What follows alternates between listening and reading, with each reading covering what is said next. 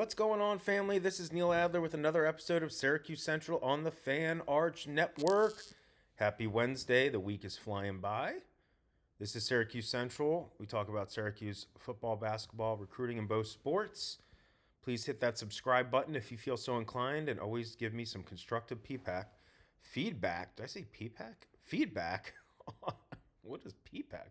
Feedback on what you want to hear and what you don't want to hear. I really appreciate the support. We've been doing this now since, I guess, August. So August, September, October, November, December. I guess we're in our 6th month. It's fun. It's so fun. I'm sure some of you don't love every segment I talk about, but we're building a community. We're getting people to comment back and forth, and that's what it's all about. It's not about me just rambling on. Although I like to pass along information, not afraid to give my takes. Try and stay positive, but not so easy. So speaking of that, Syracuse men's basketball is back at it on Wednesday night tonight against Virginia Tech at home. It's at, I should have remembered this, 9 p.m. Dude, these 9 p.m. games. Look, I'm 48 years old. I get up early. I have a day job. I run inside the Loud House. I do this. I have a kid. Whatever, blah, blah, blah. I'm busy just like everyone else. But these 9 p.m. games stink. Because then it's like afterwards, it's like I want to go to bed, but I want to obviously do an episode of Syracuse Central after the game. I want to write for Inside the Loud House, but it's like 11 o'clock already. What the heck? Anyway, it's at 9 p.m. It's on the ACC network. Virginia Tech is, I think they're 14-5 overall, 3-3 in ACC play. They have a net of 54. It's a quadrant 2 game for Syracuse. And, they're Virginia Tech's, pretty good team. I don't really know how else to put this other than, Syracuse had the bad loss to Boston College.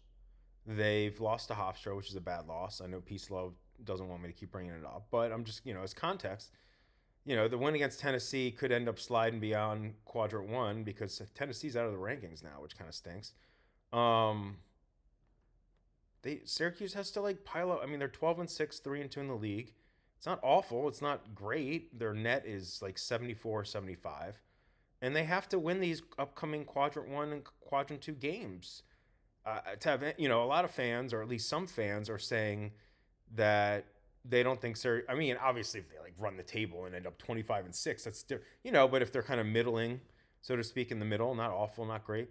A lot of people or some fans think that they need to win the ACC tournament to get in. I don't know if we're quite there yet. Ones that they do rattle off a bunch of wins. The problem is that we can talk about them. Oh, they'll just rattle off a bunch of wins, but the product on the court isn't bad, but it's inconsistent, it's disjointed. So I don't have a lot of. I'm not saying they can't beat Virginia Tech. Of course they can beat. They can beat anyone. They hung with Houston at a neutral site and lost by 4 in overtime without Freeman, without Donnie. So yeah, they can hang with anyone. It's just piecing it all together, game to game. I mean. Anyway, the Virginia Tech game, they need that game. They need a bunch of these games coming up. Virginia Tech, let me see. They have some good wins. They beat Virginia. Virginia's in the top 15 now. They beat Cal. Cal's pretty good. They beat Providence, St. Joe's. We beat St. Joe's. Their losses, St. Mary's, VCU, Wake Forest, Stanford, SMU. They score over 82 points a game. They hit 35% from 3, 72.5% from the free throw line. They don't turn it over a ton. 10.3 is pretty good. They're 57 overall in Ken Palm. Syracuse is 68. What do I say? Syracuse has to take better care of the ball because usually they're the ones that commit. Well, not usually, but when they're winning, oftentimes it's because even if they're committing a sizable number of turnovers, they usually lead in points off turnovers and fast break points by a good margin when they're winning. And against Boston College, a team that's not that good, frankly, it was 22-8 in favor of Boston College. That's insane. That's 14 points. That's insane. So Syracuse has to take care of the ball, hold its own on the rebounding, in the rebounding arena, shoot efficiently from deep. They're shooting better from deep. They shot, I think it was 60% or low 60s against Boston College from the free throw line, but they have been shooting a little better. They're up to 63% for the season. And people will talk about the missed Donnie Freeman 1-1 towards the end, and fine, he missed one, but he was still 5 of 6 overall, which is 83%, and they didn't foul right afterwards when they were up 3 with a handful of seconds left. So I'm not blaming Donnie. He did have 7 turnovers. Nate George had 7 turnovers. They got to clean that up, and they got to do their thing, and they need bench production. Like, Betsy a couple games ago was great. I'm pretty sure in the Boston College game, the Syracuse bench scored 2 points. I think it was like 20-2. That's ridiculous. All right, moving on. Draw me comments. What do you think the score is going to be? All right, so we are going to talk about SU Women's Hoops. Sorry, I was just pulling up some info here. SU Women's Hoops is looking pretty good, man. They're 16-3. They're 6-2 in the league, which is tied for second, or at least it was when I taped this. They had that bad loss to Virginia Tech a handful of games ago by 20, but since then they've rattled off 3 in a row. They beat Virginia. They came back and beat Virginia by 19 on the road, and Virginia hadn't lost in the ACC at that point. Then they beat Cal, and then a couple days ago they beat Stanford, which is perennially a good team. Used to them being in the Pac-12, but they're in the ACC now. But yeah, like I said, and Syracuse started. They got I think 3 or 4. I think it was 4 votes in the AP, the latest AP poll. And, should they be ranked? I mean, 16-3 is pretty good. At least they're getting votes. They just got to keep winning games. And just kind of looking through some of their 69% from free throw line, 30.6% from 3, which isn't great, 43% from the field, which also isn't that great, but they get 43 rebounds a game, and they get a ton of offensive rebounds. They're really good at that. They commit 16 and a half turnovers a game. That's bad. But they also get 12 steals a game. But Layla Filia is averaging 14 points. Uche Izoe, the freshman, is averaging basically 14 points and 9 boards. Dominique Darius, who is the daughter of Donovan Darius, you might know that name, she's averaging 13 points a game. Sophie Burrows, 10 points a game. They're just like, their stats aren't like amazing, but like they're playing well. Like, and they're not, perfect, but they're 16-3. That's awesome.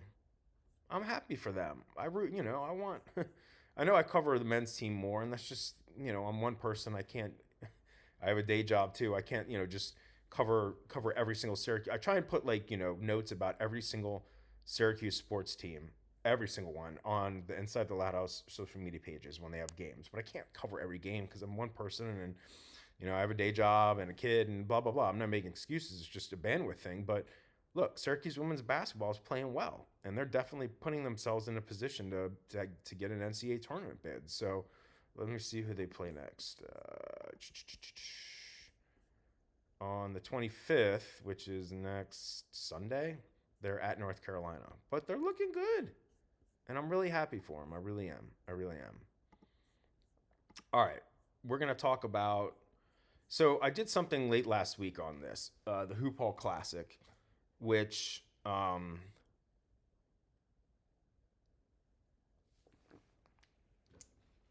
it was over the weekend. It ran through Monday. It's in Springfield, Mass., the birthplace of basketball, as we were discussing in the comment section. And I did find out the other day that Brendan Strawn, the Syracuse assistant, was there, which didn't surprise me. Given that, some of the recruiting targets that were there. And I mentioned, different guys that Syracuse might be, looking in on. And so I don't have to recap everything, but, based on one of Brendan's, Coach Strawn's Instagram posts, it looks like on Sunday he was watching a Long Island Lutheran game against Montverde. Montverde won that. I don't know of anyone specific that Syracuse is recruiting from Montverde, although if memory serves correct, their new coach is, I think, Steve, I hope I'm getting his name right, Steve Turner, who used to coach at Gonzaga College High School in D.C., which Syracuse recruited well, and obviously he's in the DMV, and so maybe they're recruiting some Montverde guys, but I'm not aware. But on Long Island Lutheran, Musa Kamasoka, who's a 2027 5-star wing small forward, he had 8 points in that game. He had another game where he had I think it was 11 points, and he was 5 of 5 from the field, 7 boards, although Lehigh lost a handful of games at that. But it's really elite competition. Zahir Muhammad Gray, I talked about recently, plays for Imhotep. Institute Charters, the charter high school in Philly. They won their game. I wouldn't surprise. He was recently offered by Syracuse. It wouldn't surprise me. Um, if maybe Strawn was there. Although, to be fair, Syracuse had their game on Saturday. That game, the game with Muhammad Gray, was Sunday morning. But they were playing in Chestnut Hill, and that's probably not too far from Springfield. So anyway, but Jordan Smith played on Monday. It was actually on national TV, and they won. Let me get I had this in another browser. Sorry. And obviously Strawn was in for Jordan Smith. Let me see, whatever. Yeah. So they won. St. Paul, the sixth Catholic high school from the DMV, won over St. Mary's from Phoenix, 75-69. And Jordan Smith is ridiculously good. 11 of 22 from the field, 12 of 13 from the free throw line, 34 points, 6 rebounds, 8 assists, 1 steal, no freaking turnovers. And I'm pretty sure that St. Paul the sixth, they have 2 losses this year. One was to Prolific Prep, which is a really good, like one of the best teams in the country. And then they lost the other day against, I can't remember who it was. It was at another showcase event. I think it might have been Calvary Christian from Florida. It was at the Bass Pro Shop event in like Missouri or something like that. And at least according to media reports, it looked like Smith didn't play in that. I think the final game was on Saturday. I don't know if he was hurt or he just didn't want to play because he was playing again on Monday. I don't know, like whatever. But anyway, St. Paul the sixth, like one of the best teams in the country. They're going to be seriously in contention for the Chipotle Nationals season-ending tournament. Like Brendan Strawn's been recruiting Smith as long as anyone. They have, team takeover connections. Autry has team takeover and St. Paul the Sixth connections. Being assistants at those programs. High school / EYBL, AAU. I really don't think that Syracuse has a great shot here because, they're going up against some heavyweight programs, and Syracuse isn't having that great a season, and Smith is taking his time, but, recently said that he's been, keeping track of how the teams in his top 6. His top 6 is Syracuse, Georgetown, Duke, Kentucky, Arkansas, and Indiana. So, and again, he's unofficially visited Syracuse twice. I'm not saying Syracuse doesn't have a shot, but they really, sorry, my phone's going off here, of course, and I forgot to turn the ringer off. I just don't. Smith has unofficially visited Syracuse twice. I get all that, but I just don't see Syracuse winning out here. We'll see. I'm trying to think if there was any other targets that did really well. I know Brewster Academy had at least one win. They might have been 1-1, and Mekhi White, who's a 2028 5-star point guard, had some good games. He holds interest from Syracuse. He played in the elite camp this past August. I've talked to him on social media. He said he's anticipating a Syracuse offer and would like to visit again if he does get offered. So, there's some other guys, but I'm not going to go through every single one. Obviously, Smith was the headliner and he played really well. And he is without question in my mind. Like, I think the 24/7 Sports and the 24/7 Sports Composite, I think each have him number 2 overall behind Tyran Stokes. I think Smith's the number 1 player in the country in 2026. I think he's the best player in high school, regardless of class, frankly. Just given how good he is defensively and now how he's scoring and leading a team on offense. His 3-point shooting isn't great, but he's just ridiculous. So good luck, Syracuse. All right. And I'm not being a negative Nancy. I'm just trying to be realistic. We'll see. All right. We're going to wrap up here with some stuff from a couple days ago. Different comments, good comments from some of my friends here. Jackna Finkley 6479. I probably butchered that. This is a really talented team. The issues come when their talent places them in situations when high-level coaching decisions need to be made. Red struggles in those situations. I mean, that's fair. Fair. Obviously, this was referring to the Boston College loss. Yeah, I mean, I don't think Red's an awful coach, but I definitely think I question some of his decisions. I do. Yeah. My man, Peace Love 5873, typical trap game. Yes. Got to bring the intensity and energy every night. He said, nah, you can go back, meaning Neil, meaning me, can go back about the Hofstra game. I don't think Red. I'm paraphrasing some of this because Peace Love has a lot of comments here. I don't think Red is a bad coach. Presently, not the best either. But thought Dan Engelstad was brought in to help him with game management. I mean, Coach Engelstad, he coached at Mount St. Mary's, was the head coach. He obviously has head coaching experience.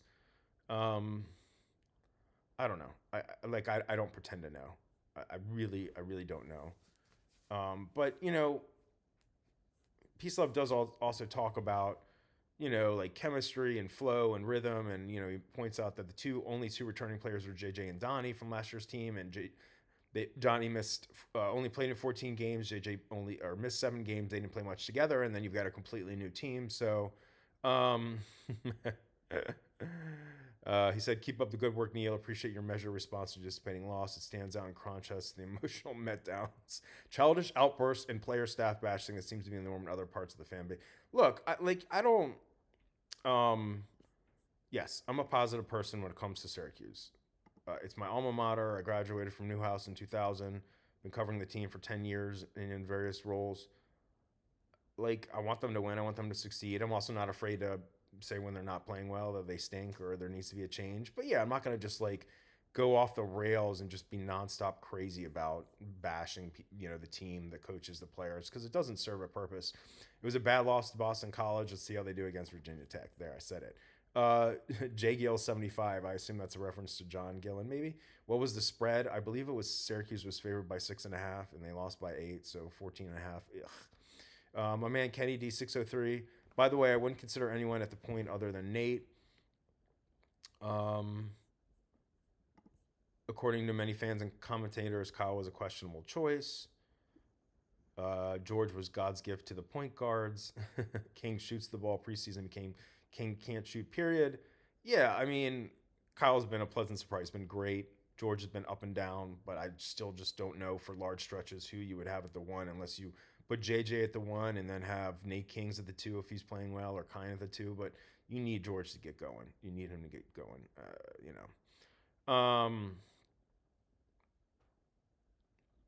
And then Bill Keen 8485. Rick Pitino, consciously recruited 0 high school prospects this year. He basically understands the portal players are always more experienced than freshmen, which is true. And then Peace Love also writes, Pitino has a billionaire backer, blah, blah, blah, and mentions Adam Weitzman. I mean, and he says, would Weitzman come back once Kent Zver, the chancellor, leaves for Michigan? Look, if some of you follow me on Inside the Loud House, I used to write about Adam and his NIL efforts a long time ago. And he's a good guy, and he's still a friend of mine. I don't talk to him like all the time, but like I keep in touch with him from time to time, just wish him well. But, obviously he's a splashy guy in terms of, social media, and he seems like a good, genuine person, although some people have said other things, and I know he obviously had stuff going on in his past, just like we all have. But he wasn't committing a lot to the school in terms of NIL. And maybe he would have if things were different, and we'll see. But I don't know. I don't put, Syracuse's NIL, whether it's going to be good or bad, and make that hinge on whether Adam's involved. I mean, it sounds like they have other wealthy donors that have been in the mix, to help the basketball team because they had more NIL this year. And obviously there's rev share. But they don't have, there's not a lot of third-party NIL support for basketball and other sports other than football. So you're probably getting anonymous or individual wealthy donors and people that commit or, donate directly to SU Athletics through their, fundraising campaign and all that. So I don't know. I was talking about this on SyracuseFan.com, which is a great, chat forum. When people are talking about Jordan Smith, and people are saying, it's not a great look that they don't have any high school commits, and we're probably not going to get Smith, and which I agree with, and I responded, and some people agree with me, and other people bashed me, and that's fine. And I said, I don't think it's the end of the world that they don't have any high school senior commits right now, from the standpoint that they could bring back a lot of their guys from this year. But I think the optics of it, given this uncertainty over the staff, yes, they missed on Duran B. They missed on other guys, although maybe they pulled back versus missing, so to speak. I don't think you're going to get Jordan Smith Jr. It'd be nice to, I don't know what's going to happen with Clyde Walters, and then supposedly they're after MJ Madison still. I haven't been able to confirm that on my own, but it is what it is. This is a staff that's in limbo, and unless the team starts winning more, they're not going to get Jordan Smith. And if they don't start winning more, then there could be a new staff next year. So NIL, I don't think is as bad as it was 2 years ago, but I'm not convinced it's in an awesome place. Obviously, if Syracuse is committing the max from a rev share standpoint, that's good. But third party to supplement it, I don't know what's going on with that. I've been trying to dig around for that and I haven't gotten a lot of answers. So we'll see. But anyway, Syracuse basketball tonight, 9 p.m. Eastern Time, ACC Network, home against Virginia Tech. Happy Wednesday, my friends. This is Neil Adler. I'm your host of Syracuse Central on the Fan Arch Network. We cover Syracuse basketball, football, and recruiting in both sports. I appreciate your support. Hit that subscribe button and tell me what you like and what you don't like. Appreciate you, friends. Take care.